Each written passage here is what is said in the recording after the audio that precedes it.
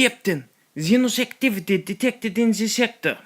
Alert the Watchmaster. Prepare to deploy, kill teams. Our watch begins.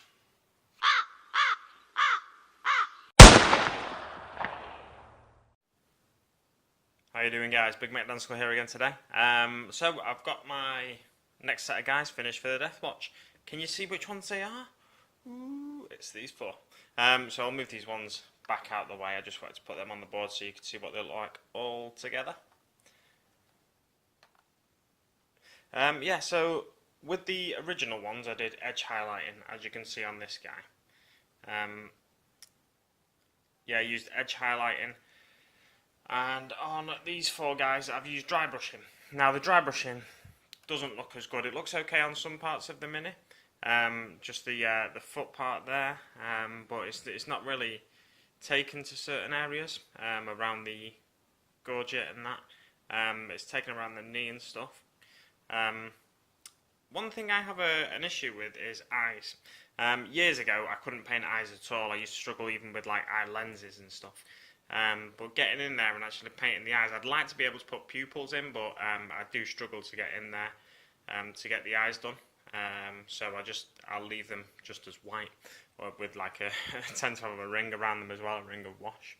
I've not fully finished these because I want to do this guy's sword justice. In the White Wolf magazine, it's like a non-metallic metal effect on the sword. So I started putting a bit of colour down on it, but I didn't want to go in there until I was fully confident that, you know, trying it and being able to pull it off. So I've left that for the time being. I've got like the metallics around the hilt and stuff, but then I do want to try the non-metallic metal effect on the sword. When I've got a bit more time, I'll go back to that.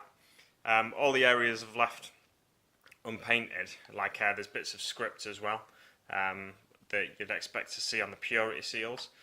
So any areas I've left unpainted, they're areas I can still get to when the model's fully assembled, which is good.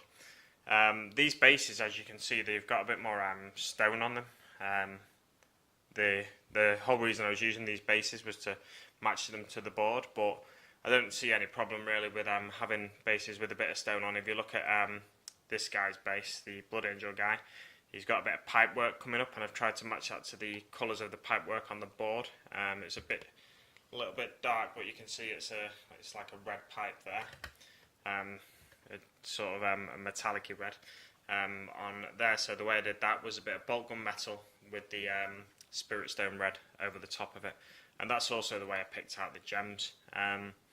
So this guy's got a lot of gems on him, blood drops, and vials of blood and stuff like that. I've done a metallic colour, so Stormhost silver, the gold, Retributor gold, and then a touch of bolt gun metal somewhere on it as well, and the spirit stone red over the top of it. And onto the not the Blood Raven, onto the Raven Guard gentleman. Yeah, so his lightning claws I just put blue on for the time being. That's another thing that I'll go back to. It's kind of messy look, but the reason I've sort of rushed to get these finished is to basically hopefully be able to play with them on Saturday. If we can get the Genestealer Cult Minis built as well, then we'll hopefully be having a game on Saturday, me and my friend, and then I will come back to them and address any issues I have in the future. If you look at the Genestealer skull there, what I didn't want to do like a white skull, and I heard someone mention, it might have been Stolas JC, but I'm not sure. I heard someone in a video mention that you know, you see skulls in nature and they're not always just white. Quite often you see them like in the brown or they're a dark colour. So I decided, you know, what better skull than a Genestealer skull to do in a different colour, an alien skull. So I went in with a Dryad bark on there, and then I dry brushed over it with Karak stone, just to make it look a little bit different. And then I've got a red forehead crest there as well, in order to try and match them or connect them in some way to the Genestealers that I had been painting. But I'll go back to them at some point in the future as well. I do want to kind of link the colour scheme of the Genestealer Cult Minis to this. Like, the idea of this was it was a spin-off of High Fleet Kraken. They had blue skin rather than Kraken has like a sepia. I think you use Seraphim sepia as the wash to get the skin tone, and then red carapace. So that is something I'll try and link in.